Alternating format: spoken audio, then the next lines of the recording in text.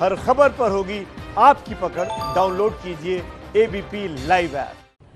देखिए, शाह महमूद कुरैशी जिस मुजफ्फराबाद में आकर पीएम मोदी को रैली करने की चुनौती दे रहे हैं, उसी पीओके में उनकी सेना ने भारत पे घुसपैठ के लिए 300 आतंकवादियों की फौज खड़ी कर रखी है। खुफिया रिपोर्ट्स के मुताबिक मुजफ्फराबाद में ऐसे 5 इलाके हैं जहां अलग अलग आतंकी ठिकानों के आतंकी लॉन्च पैड्स पर घुसपैठ की फिराक में तैयार बैठे हैं आतंकी। लेकिन भारतीय सेना के डर की वजह से वो एक कदम भी एलओसी की तरफ नहीं बढ़ा पा रहे हैं। आपको सीधे लिए चलते हैं मुजफ्फराबाद से सटी तंगधार सरहद पर और दिखाते हैं एबीपी न्यूज संवाददाता नीरज राजपूत की एक ग्राउंड रिपोर्ट।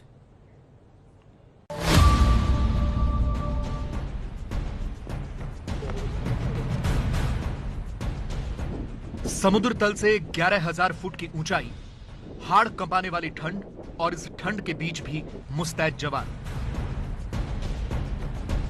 अगर आपको लगता है कि ये तस्वीरें पुरानी हैं, तो हम आपको बता दें कि ऐसा बिल्कुल भी नहीं है, क्योंकि ये तस्वीरें पाकिस्तान से सटे एलओसी के तंगधार सेक्टर की हैं, जिसकी निगरानी भारतीय सेना की वज्र डिवीजन के जवान करते हैं। उत्तर भारत में इस वक्त गर्मी ने लोगों के पसीने छुड़ा दिए हैं, लेकिन गर्मी के इस मौसम में भी तंगधार की सरहद पर कोहरा छाया हुआ है। पिछले 3 महीने से भारत का चीन के साथ वास्तविक नियंत्रण रेखा पर टकराव चल रहा है। ऐसे में जो एलओसी है, यानी कि लाइन ऑफ कंट्रोल है पाकिस्तान से सटी हुई, वहां पर क्या हालात हैं, क्योंकि पाकिस्तान और चीन की दोस्ती किसी से छिपी नहीं रही है। एबीपी न्यूज की टीम इस वक्त एलओसी के तंगधार सेक्टर में है। सबसे संवेदनशील सेक्टर्स यानी इलाकों में से एक ये तंगधार सेक्टर है। और जब यहाँ एबीपी न्यूज की टीम पहुंची तो मौसम यहाँ पर देख लीजिए जरा, धुंधी धुंध चारों तरफ दिखाई देती है। क्यों मुश्किलात आती है इतनी यहाँ पर हमारे सैनिकों को, जो यहाँ पर पेट्रोलिंग करते हैं, अपना कर्तव्य निभाते हैं, ड्यूटी निभाते हैं, वो इसीलिए इस मौसम में। ये सामने देखिए, ये बिल्कुल पीओके है दूसरी तरफ इस फेंस के कुछ दूरी पर, लेकिन कुछ दिखाई नहीं दे रहा। और इसी का फायदा उठाते हैं जो पाकिस्तान से जो घुसपैठ करके आतंकी आते हैं, वो इसका फायदा उठाकर यहाँ पर घुसने की कोशिश करते हैं। भारत के इस इलाके के ठीक सामने है पीओके के मुजफ्फराबाद की लीपा वैली, केल, दुधनियाल, जोरा और एटमुकाम। ये पीओके के वो इलाके हैं जहां 2016 में भारतीय सेना ने सर्जिकल स्ट्राइक की थी। और अब एक बार फिर खबर आ रही है कि कश्मीर से सटी एलओसी पर करीब 300 आतंकी घुसपैठ की फिराक में हैं। खुफिया रिपोर्ट्स के मुताबिक आतंकी संगठन अल बद्र के 6 आतंकी तंगधार के ठीक सामने पूरे इलाके में घुसपैठ के लिए तैयार हैं।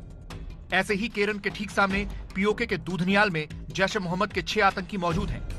अतमुकाम सेक्टर में लश्कर-ए-तैयबा के 5 आतंकी सक्रिय हैं। लीपा वैली और केल तो पूरी दुनिया जानती है कि वर्ष 2016 में जब भारतीय सेना ने सर्जिकल स्ट्राइक की थी उरी अटैक के बाद, तो लीपा वैली में ही जो लॉन्च पैड से उनको तबाह किया गया था।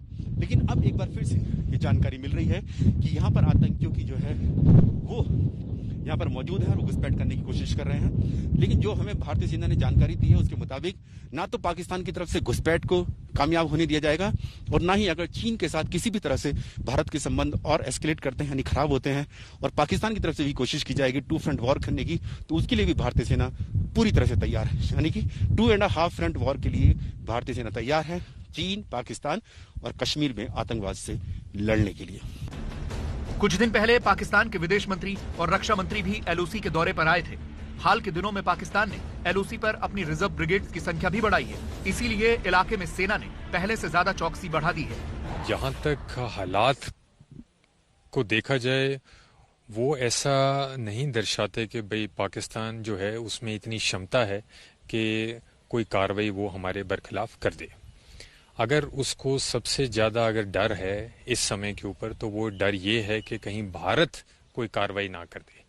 सो उसके चलते ये सारी जो हैं आपकी कार्रवाइयां जो आप देख रहे हो, चाहे उनके वीआईपीज की विजिट, चाहे उनके जो है चीफ ऑफ आर्मी स्टाफ की विजिट, ये उसके चलते जो है वो चल रही है। एलओसी पर जवानों की चौकसी की वजह से पाकिस्तान आतंकियों की घुसपैठ नहीं करा पा रहा। घाटी में उसके बचे खुचे आतंकी भी ठिकाने लगाए जा रहे हैं, इसलिए पाकिस्तान बौखला गया है।